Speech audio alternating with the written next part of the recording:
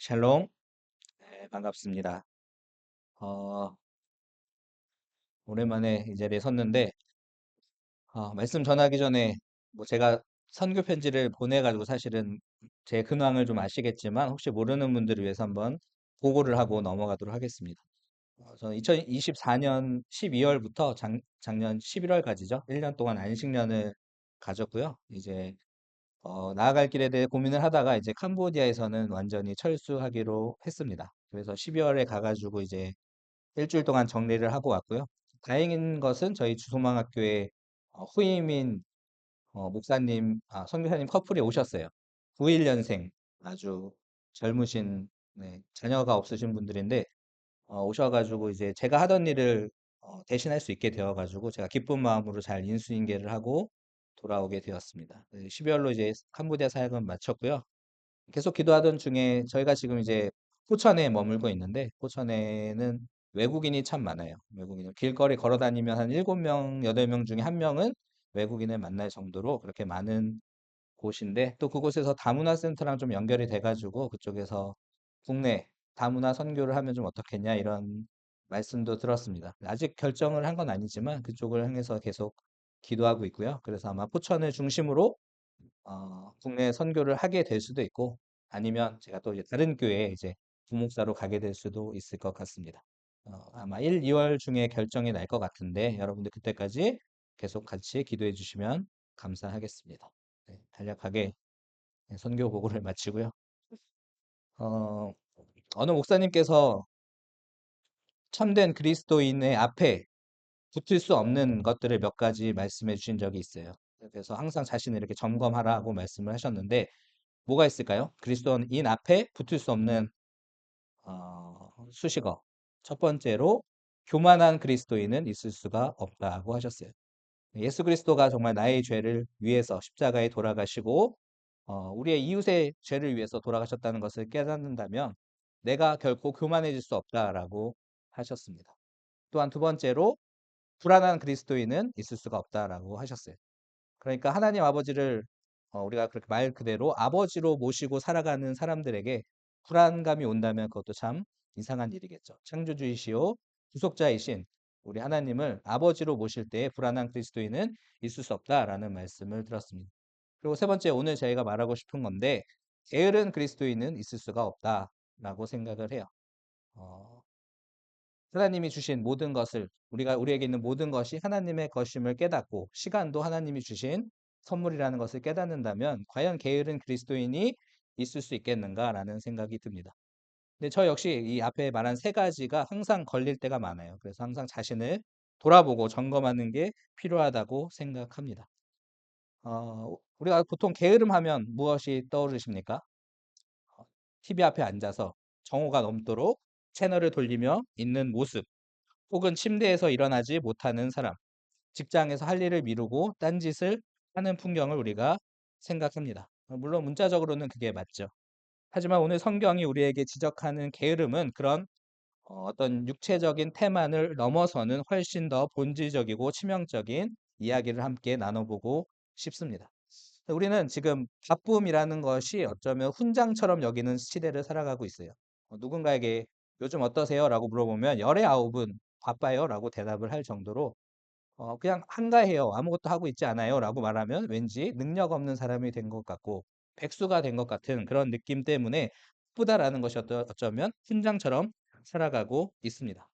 스마트폰을 통해서 쉼없이 정보를 소비하고 비즈니스 현장에서는 실적의 노예가 되어 숨 가쁘게 달려가고 자녀의 교육 현장에서는 아이들의 미래를 보장한다는 명목하에 부모와 자식 모두가 죽을 힘에 달리고 있습니다.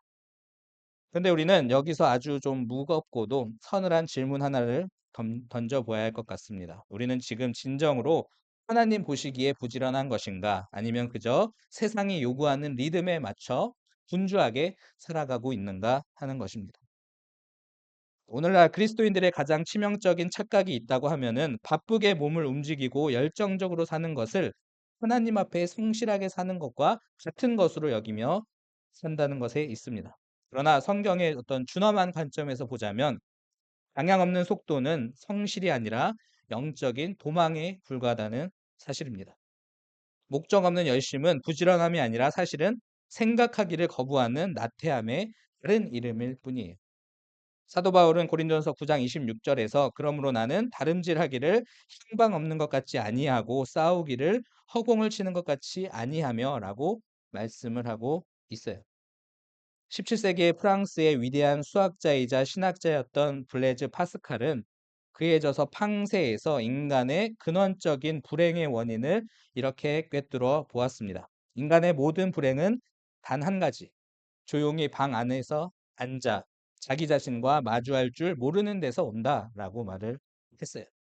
그러니까 파스칼은 사람들이 그토록 소란스럽게 유흥과 사교와 비즈니스에 몰두하는 이유를 전환이라는 개념으로 설명을 했는데, 즉 자신의 비참한 실존과 죽음의 공포를 잊기 위해서 세상 사람들이 그 끊임없이 주의를 딴 데로 돌린다라고 한 거예요. 그러니까 세상 사람들이 왜 그렇게 바쁘게 사느냐? 역설적으로 들리겠지만 그들은 사실 생각하지 않기 위해서 그토록 바쁘게 살아간다는 거예요. 그러니까 깊은 고독 속에서 자기 자신을 하나님 앞에 세워서 내가 과연 어디로 가고 있으며 어떻게 살아야 하는가라는 질문을 던지기가 두렵기 때문에, 이런 근원적이고 본질적인 질문들을 너무나 두렵고도 버겁기 때문에 사람들은 바쁨이라는 마약을 처방받아 영혼의 가느다란 비명을 어쩌면 잠재우며 살아가고 있는지도 모릅니다. 그러면 우리 그리스도인들은 좀 다른가? 세상이라는 정글에서 우리는 열심히 칼질을 하며 숲을 헤치며 나아가지만 그 숲이 어디인지, 이 길의 끝에 무엇이 있는지 묻기를 게을리하고는 합니다. 몸은 녹초가 될 정도로 피곤하지만 영혼은 한 번도 주님 앞에서 제대로 된 노동을 해본 적이 없는 게으른 영혼들이 우리 주변에 너무나 많습니다.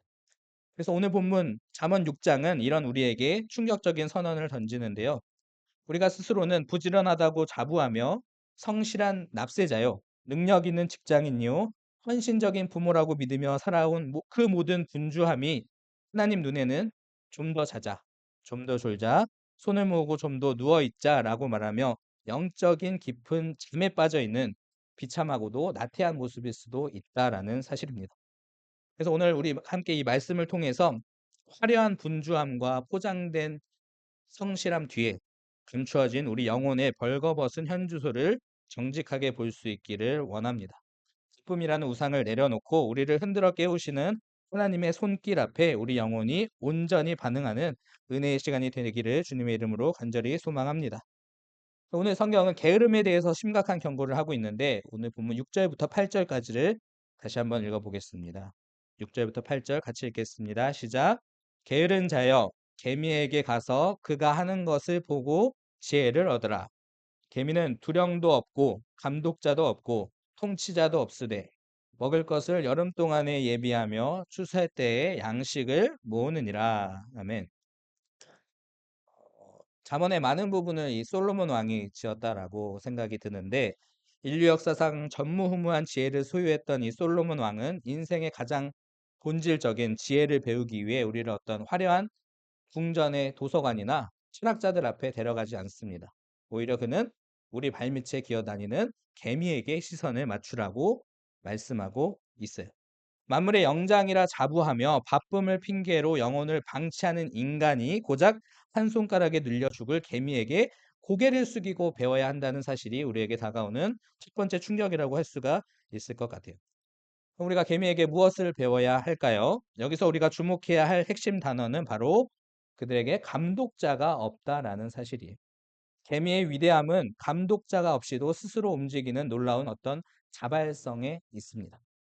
개미에게는 출근 도장을 찍지 않는다고 월급을 깎는 인사팀도 없고, 이를 게을리한다고 채찍을 휘두르는 감독관도 없어요. 그런데 개미는 그 누구의 감시도 없이 스스로 짐을 나르고 길을 닦고 집을 짓습니다. 그러면 이 자발성의 힘은 도대체 어디서 나오는 것일까요? 그것은 바로 때에 대한 명확한 분별력에서 나온다라고 생각을 해요. 개미는 지금 우리가 여름을 살고 있다는 것과 머지않아 반드시 겨울이 올 것이라는 사실을 분별하고 있습니다. 그래서 느리지만, 아니 느리기 때문에 더 부지런히 움직이고 있는 것일지도 모릅니다. 느린 것은 게으름과는 달라요. 게으름은 죄악이죠. 나태함은 죄악입니다. 하지만 느린 것은 죄가 아니에요. 달팽이가 느리고 거북이가 느린 것이 무슨 죄입니까? 재능이 없는 게 죄가 아니라 재능을 가지고 나쁘게 쓰는 게 죄입니다. 머리가 좀 나쁜 게 죄가 될 수는 없을 거예요. 참된 성도는 하나님 앞에서 홀로 서는 법을 아는 사람이에요. 창조주 하나님께서 내 삶을 결산하실 날이 반드시 찾아올 거라는 것을 분별하는 사람은 누가 보지 않아도, 누가 칭찬해 주지 않아도, 아무리 느려도 자발적으로 움직입니다. 개미가 겨울이라는 종말을 미리 보고 여름을 치열하게 살듯이 우리 역시 영원한 하나님 나라의 심판 때가 올 것이라는 것을 알기에 오늘이라는 제단 위에 내 성실을 제물로 드려야 하는 것이죠. 이미 말씀드렸다시피 우리는 보통 게으름이라고 하면 근육의 움직임이 완전히 정지된 상태를 떠올려요. 하지만 성령의 지혜는 우리의 통념을 완전히 뒤엎는데 진정한 게으름의 본질은 육체가 쉬는 것이 아니라 생각하기를 멈추는 것이 바로 진정한 게으름입니다. 본문 10절을 한번 보십시오. 10절 같이 한번 읽어볼까요? 시작. 좀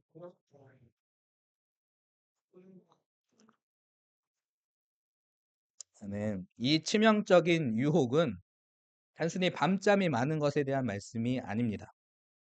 여기서 말하는 잠과 졸음은 마땅히 생각해야 할 것을 생각하지 않고 물어야 할 것을 묻지 않는 영적 사고의 중단을 의미하고 있어요.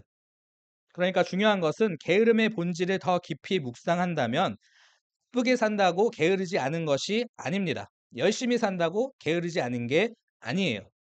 우리가 볼 때에는 쉴 새 없이 바쁘게 사는데 아침 저녁으로 사람들도 만나고 스케줄이 꽉꽉 차 있는데 정말로 부지런히 사는 것 같은데 그런데도 게으른 사람이 있어요.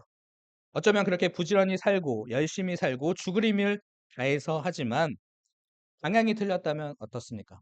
엉뚱한 방향으로 그렇게 열심히 달려간다면 어떻습니까? 그것은 우리가 자칫 놓칠 수 있는 심각한 게으름입니다. 왜요? 깊이 생각하지 않고 걷기 때문에, 부지런히 생각하지 않고 살기 때문에 그렇습니다. 그러니까 진정한 게으름이란 생각하지 않고 사는 것이에요. 분별하지 않고 그냥 느낌대로, 본능대로 살아가는 것입니다. 어, 정글을 헤쳐나가는 탐험대 팀을 한번 생각해 봤으면 좋겠어요. 그들은 온 힘을 다해 정글을 빠져나가기 위해서 애를 씁니다. 커다란 칼을 휘둘려서 눈앞에 닥친 덩굴과 장애물들을 해치면서 나아가요. 하지만 그들은 오직 코앞에 닥친 장애물을 치는 것에만 온 정신과 체력을 다 쏟아붓습니다. 그들 중 단 한 명도 높은 나무에 올라가 살펴볼 생각을 하지 못하는 거죠. 신경은 이것을 가장 처참한 형태의 게으름이라고 부르고 있어요. 왜냐하면 그들은 방향을 고민하고 본질을 묻는 그런 생각의 수고를 거부했기 때문에 그렇습니다. 많은 사람들의 인생이 이래요. 우리는 정말로 부지런히 칼질을 합니다. 쉴 새 없이 사람들을 만나고 메일을 보내고 전화를 하고 녹초가 되어 집에 돌아와요. 그리고 스스로는 오늘 참 나도 열심히 살았다라고 위안합니다. 하지만 정작 나는 지금 어디로 가고 있는가? 내가 왜 이토록 처절하게 살아야만 하는가? 지금 내가 전력 질주하는 이 방향이 과연 하나님의 뜻에 일치하는가라는 근원적인 질문 앞에는 한 5분도 멈춰설 줄을 모른다라는 것입니다. 방향을 잃은 속도는 재앙이에요, 재앙. 목적지를 모르는 열심은 자해에 가깝습니다. 사탄의 가장 고도화된 전략이 있다고 한다면 우리를 정신없이 바쁘게 만들어서 생각할 틈을 주지 않는 것이에요. 우리 영혼이 깊은 고독 속에서 하나님을 대면할 겨를을 주지 않는 것입니다. 보고 들리는 즉각적인 자극 속에 우리를 가두어 두는 거죠. 그렇게 해서 우리 영혼의 사고 훈련을, 사고 회로를 완전히 마비시켜 버리는 거예요. 근데 우리가 뭔가를 깊게 생각하는 훈련을 하지 않으면 우리는 듣고 보는 것에 너무나 민감하게 반응할 수밖에 없습니다. 내가 깊이 생각하는 회로가 내 안에 형성되어 있지 않으면 우리가 그냥 들은 대로 즉각 반응하고 본 대로 반응하는 삶을 사는 거예요. 그렇게 사는 삶을 성경에 뭐라고 하시는지 아십니까? 바로 육신의 정욕과 안목의 정욕을 따라 사는 삶이라고 말씀하고 있어요. 보고 들은 대로 사는 것입니다. 내 욕망을 따라 사는 삶이고 내 충동을 따라 사는 것이고 내 성질대로 사는 것이죠. 그렇게 부지런히 살면 어떻게 될까요? 그것이 바로 기쁜 게으름이 되는 것입니다. 그렇다면 우리가 어떻게 이 생각하기를 거부하는 게으름에서 탈출할 수 있을까요? 정글 속에서 미친 듯이 칼질만 하던 우리가 어떻게 해야 올바른 방향을 찾고 승리하는 탐험가가 될 수 있을까요? 그것을 위해 하나님께서는 우리에게 하나님의 말씀을 주셨습니다. 그리고 그 말씀을 우리에게 끊임없이 묵상하라고 말씀을 하세요. 하나님의 말씀을 묵상하는 훈련 자체가 삶을 묵상하는 그런 훈련이 되는 것이죠. 우리가 묵상이라고 한다면 흔히 정적인 상태에서 머리를 모으고 이 명상을 하는 그런 것을 흔히 떠올립니다. 하지만 성경이 말하는 묵상은 사가라는 단어가 쓰였는데 이것은 마치 비둘기가 하루 종일 구구대듯이 낮은 소리로 되새기거나 읊조리거나 중얼거리는 것을 뜻하며 소가 여물을 되새김질하듯이 하나님의 말씀을 곱씹는 역동적이고도 살아 움직이는 것을 뜻하고 있습니다. 시편 1편에서는 이렇게 말씀을 하죠. 복 있는 사람이 여호와의 율법을 주야로 묵상한다라고 그렇게 말씀을 하고 있어요. 다 아시겠지만 소는 위가 무려 4개가 된다고 해요. 정확하게 말하면 4개의 방으로 이루어진 위를 가지고 있습니다. 이를 이용해서 소는 하루에 약 8시간에서 12시간 동안 되새김질하며 사용하고 있어요. 섭취한 풀을 다시 입으로 개워내어 한 번당 수십 번씩 씹어 다시 삼키는 과정을 하루 종일 수천 번 반복하는 거예요. 이 지루하고 반복적인 되새김질을 거쳐서 비로소 그 딱딱하고도 거친 풀은 소의 근육이 되고 생명의 에너지가 됩니다. 하나님의 말씀을 묵상하는 원리가 이와 같습니다. 주일 예배 때 설교를 한번 듣고 교회 문을 나서는 것은 단순히 말씀을 숨긴 것에 불과해요. 결코 묵상한 것이 아닙니다. 진짜 영적으로 부지런한 성도는 월요일 아침에 직장에 출근하는 차 안에서 어제 들은 말씀 혹은 그날 아침에 읽은 말씀을 다시 영혼의 입으로 꺼내어 씹는 사람이라는 것이죠. 이렇게 묵상하면 3가지의 유익이 있습니다. 첫 번째, 이러한 묵상은 높은 나무 위에 올라가 하나님의 시선으로 내 삶을 조망하는 것과 같습니다. 그때 비로소 내 열심이 아니라 내가 지금 하고 있는 것이 하나님의 뜻에 일치하는지 그렇게 분별하는 시간을 듣게 되는 것이죠. 하박국 2장 1절에 이렇게 말씀하고 있습니다. 내가 내 파수하는 곳에 서며 성루에 서리라. 그가 내게 무엇이라 말씀하실런지 기다리고 바라보며 나의 질문에 대하여 어떻게 대답하시는지 보리라 하였더니 라고 말씀하고 있어요. 정글 같은 세상을 살아가면서 하나님의 뜻을 묻지 않는 분주함은 길을 잃은 방랑일 뿐이지만 주님의 음성에 귀를 기울이는 걸음은 흔들리지 않는 전진이 될 것입니다. 둘째, 묵상은 정글을 뚫고 나갈 때 쓰는 칼을 가는 시간이에요. 가는 시간. 즉 무뎌진 영적 칼날을 시퍼렇게 가는 시간입니다. 히브리서 4장 12절은 하나님의 말씀이 좌우에 날선 어떤 검보다도 예리하다라고 말씀을 해요. 또한 에베소서 6장 17절에서 성령의 검, 곧 하나님의 말씀을 가지라라고 사도 바울이 권면하고 있습니다. 이렇듯 하나님은 우리를 세상을 이길 그렇게 강력한 무기를 우리에게 주셨어요.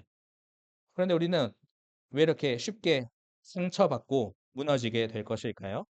그것은 묵상이라는 숫돌에 이 칼을 가는 행위를 게을리했기 때문에 그렇습니다. 아무리 부지런히 칼을 휘둘러도 날이 무디면 나무는 갈리지 않고 내 팔만 아프게 되는 것이죠. 인생의 고난이 잘려나가지 않는 이유가 있다면 그중 하나는 우리가 숫돌 앞에 앉아 말씀을 벼리는 수고를 멈추었기 때문에 그럴지도 모릅니다. 그냥 하루 종일 쉴 새 없이 칼만 휘둘러 댄다고 어디로 가는지도 모르고 하다가는 결국 길을 잃고 탈진하여 정글 안에서 죽을 수밖에 없을 것입니다. 마지막으로 묵상의 유익 3번째는 이 묵상은 영적인 비축미를 창고에 채우는 시간입니다. 오늘 본문의 개미가 여름의 양식을 모으듯이 묵상은 은혜의 에너지를 우리 영혼의 창고에 저축하는 과정이에요. 평소 묵상으로 쌓아둔 말씀에 에너지가 없는 사람은 작은 시련만 닥쳐도 쉽게 무너져요. 그러나 매일의 묵상으로 영혼의 곳간을 채운 자는 인생의 겨울이 닥쳐와도 하나님의 말씀이 생각나고 그 말씀을 붙들고 두려워하지 않고 그 시간을 넉넉히 견뎌낼 영적인 체력을 갖게 되는 것입니다. 사랑하는 성도 여러분, 하루 24시간 중 단 1시간이라도, 아니 30분이라도 하나님의 말씀 앞에 단독자로 서서 하나님께서 내게 하시는 말씀을 분별하고 내 무뎌진 자아를 갈아내고 주님의 뜻을 구하시기를 바랍니다. 그 짧아 보이는 묵상의 시간이 여러분의 나머지 23시간을 가장 지혜롭고도 강력하게 지켜줄 것입니다. 그때 우리는 진정한 게으름에서 벗어나는 삶이 될 수 있을 거예요. 오늘 본문 11절에서 우리에게 이제 섬뜩할 정도로 준엄하고 현실적인 경고를 던지며 오늘 말씀은 막을 내리고 있습니다. 같이 한번 읽어보겠습니다. 6장 11절 말씀 시작.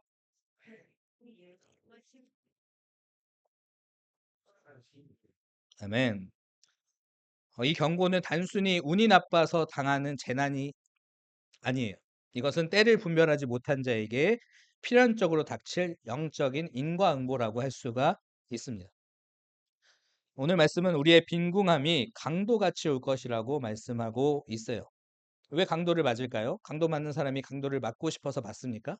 아니에요. 대부분은 때를 분별하지 못하기 때문에 그렇습니다. 지금은 강도가 올 만한 때라고 생각하지 못하고 깊은 잠에 빠져 있기 때문에 그렇습니다. 어느 강도도 내가 며칠 몇 시에 너네 집을 털겠다라고 말하지 않아요. 그런데 이 강도는 여러분이 평생 부지런히 쌓아올린 업적을 단 하룻밤에 약탈해 갈 수도 있습니다. 그때가 되어서야 내 인생이 어디서부터 잘못되었는가 탄식해도 이미 때는 늦은 거죠. 예고 없이 들어닥치는 강도처럼 준비되지 않은 영혼에게 빈궁은 피할 길 없이 찾아오게 되는 것이죠. 분별력 없는 성실은 강도에게 내어줄 보물을 정성껏 모으는 비극적인 수고에 불과할 것입니다. 또한 하나님께서는 우리의 곤핍함이 군사같이 이를 것이라고 경고하고 있습니다. 군사라는 말은 개인의 힘으로는 어찌할 수 없는 커다란 힘이 다가온다라는 거예요. 압도적인 위력으로 밀고 들어온다는 것을 의미합니다. 개미는 겨울이라는 군사가 들이닥칠 것을 분별했기 때문에 여름의 양식을 비축함으로써 성벽을 쌓았어요.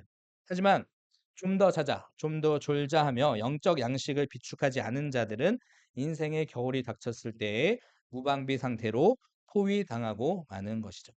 훈련되지 않은 자에게 닥친 군사는 재앙 그 자체일 것입니다. 말씀의 숫돌에 영혼의 칼을 갈아두지 않고 기도로 영적 비축미를 준비하지 않은 인생은 고난과 종말이라는 군사 앞에 속수무책으로 짓밟힐 수밖에 없을 거예요. 하지만 오늘 말씀은 우리를 어떤 공포에 몰아넣으려고 주시는 말씀이 결코 아닙니다. 제발 지금이 어느 때인지 눈을 떠라 라고 외치시는 하나님의 처절한 사랑의 경고음으로 들으시기를 바랍니다. 너희는 이 세대를 본받지 말고 오직 마음을 새롭게 함으로 변화를 받아 하나님의 선하시고 기뻐하시고 온전하신 뜻이 무엇인지 분별하도록 하라. 로마서 12장 2절 말씀처럼 오늘 여러분이 누리는 이 평안의 여름이 영원할 것이라고 착각해서는 안 됩니다. 분별력을 거세된 어떤 분주함은 멸망을 향해 더 빨리 달려가는 가속 페달일 뿐이에요. 이미 이 강도는 여러분의 문턱을 넘고 있을지도 모릅니다. 이미 심판의 군사는 여러분의 인생 성벽 아래에 진을 치고 있을지도 모릅니다. 그러면 우리가 지금 해야 할 일은 바쁘게 움직이는 것이 아니라 당장 멈춰 서서 영적인 시계를 확인하는 것이 지금이 바로 회개할 때요. 지금이 바로 말씀을 되새김질하며 다가올 겨울을 예비해야 할 골든 타임임을 깨닫는 그런 은혜가 있기를 바랍니다. 말씀을 맺겠습니다. 세상은 오늘도 우리를 향해서 거대한 확성기를 대고 끊임없이 소리쳐요. 더 빨리 달려라. 님들을 추월해라. 멈추는 순간 너는 패배자가 될 것이다. 라고 말하고 있습니다. 그러나 오늘 하나님의 말씀은 이렇게 말씀을 하죠. 사랑하는 아들아, 내 딸아, 잠깐만 멈춰서 생각해봐라. 너는 지금 무엇을 위해 그토록 숨가쁘게 달리고 있느냐? 개미에게 가서 지혜를 배우라. 라고 말씀하고 있는 것이죠. 우리가 오늘 반드시 가슴에 새겨야 할 진리는 이것입니다. 진정한 성실은 속도의 문제가 아니라 방향의 문제입니다. 아무리 느릴지라도 다른 방향으로 가는 자가 결국 목적지에 도달하는 법입니다. 반대로 아무리 빛의 속도로 달릴지라도 방향이 틀렸다면 그가 달린 거리는 오히려 멸망함으로 이끄는 비극의 거리가 될 거예요. 아무리 세상 일로 눈코 뜰 새 없이 바쁠지라도 단 10분만이라도 단 한 절의 말씀이라도 그 앞에 무릎 꿇어 내 인생의 지도를 확인하는 자가 가장 효율적이고 성실한 인생을 사는 사람입니다. 바쁨이라는 그럴싸한 핑계 뒤에 숨어서 내 영혼의 구원과 하나님의 뜻을 고민하기를 거부했던 그 치명적인 생각의 잠에서 모두 깨어날 수 있기를 바랍니다. 잠에서 깨어 눈을 뜨는 순간 우리는 비로소 보게 될 것입니다. 내가 휘두르는 칼이 얼마나 무뎌져 있었는지, 내가 가는 이 길이 얼마나 헛되이 원을 그리며 맴돌고 있었는지를 말입니다. 이제 세상을 향해 나아가는 우리의 발걸음은 이전과는 달라야 할 줄로 믿습니다. 매일 아침 스마트폰을 들기 전에 먼저 하나님의 말씀을 보십시오. 세상의 소음이 여러분의 귀를 점령하기 전에 주님의 세밀한 음성을 먼저 영혼의 위장에 채워 넣으시기를 바랍니다. 그리고 하루의 일과 속에서 끊임없이 그 말씀을 되새김질 하십시오. 운전대를 잡았을 때, 직장에서 씨름할 때, 집안일을 할 때 주님의 시선으로 세상을 바라보는 나무 위로 오르는 시간을 가지시기를 바랍니다. 물론 나무 위로 오르는 것도 결코 쉽지만은 않을 거예요. 하지만 그렇게 할 때에 비로소 우리는 강도처럼 예고 없이 찾아오는 허물을 넉넉히 이길 힘을 얻게 될 것입니다. 군사처럼 밀려오는 환란의 파도 속에서도 우리는 풍랑 위를 걸으시는 그 주님의 손을 잡고 반석 같은 평안을 누릴 수 있을 것입니다. 이번 한 주간 여러분의 머리는 하나님의 거룩한 뜻을 생각하고 여러분의 입술은 주의 말씀을 쉬지 않고 읊조리며 여러분의 발걸음은 주님이 지시하신 영원한 생명의 길을 향해 정직하게 한 걸음씩 내딛는 진정한 지혜의 근면함이 가득하시기를 주님의 이름으로 간절히 축원합니다. 기도하겠습니다. 사랑해 주님 감사합니다. 오늘 잠언의 말씀을 통해 우리가 개미에게 가서 배워야 할 것을 알게 되었습니다. 바쁨이라는 핑계 뒤에 숨지 않고 주님의 뜻을 분별하고 말씀의 검을 갈고 또한 영혼의 비축미를 비축하는 그런 시간을 갖기를 원합니다. 주님의 말씀을 늘 묵상하게 하시고 사탄의 유혹에 빠지지 않고 주님의 말씀대로 내 인생의 길을 한 걸음 한 걸음 주님의 손잡고 걸어갈 수 있는 우리가 될 수 있도록 인도하여 주시옵소서. 감사드리며 예수 그리스도의 이름으로 기도드렸습니다. 아멘.